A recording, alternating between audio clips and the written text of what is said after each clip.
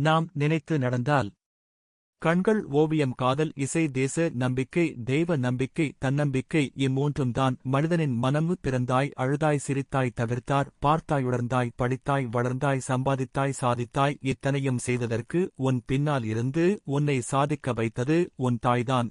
1000 கஷ்டம் துன்பம் வந்தாலும் பிள்ளைகள் துணையாக இருக்கும் பட்சத்தில் தாய்க்கு வேறு துணை தேவை இல்லை. ஒரு பெண் கணவனிடம் உங்கள் அம்மாவின் இதயம் வேண்டும் என கேட்டாளாம். அவனும் அதை தாயிடம் கூற, அப்படியே எடுத்து செல் மகனே எனக் கூறினாள். தாயின் இதயத்தை அந்த மகன் எடுத்து செல்லும் வழியில் கல் தடுக்க, பார்த்து செல் மகனே என அந்த தாயின் இதயம் கூறியதாம். இதுதான் தாயின் மனது. பணம் பணம் என்று ஓடினால் பணம் சேராது. அதே நேரம் நீங்கள் செய்யும் தொழிலை முழு மூச்சுடன் செய்து உங்கள் வாடிக்கையாளர்களை அதிகப்படுத்தினால் பணம் தன்னால் சேரும். பெண்கள் பொருளாதார ரீதியாக சுதந்திரமாக இருக்க வேண்டும். தன் காலில் சுயமாக நிற்கும் போது நிச்சயம் தன்னம்பிக்கை ஏற்படும். அந்த தன்னம்பிக்கையே நேர்மறை எண்ணங்களை ஏற்படுத்தும்.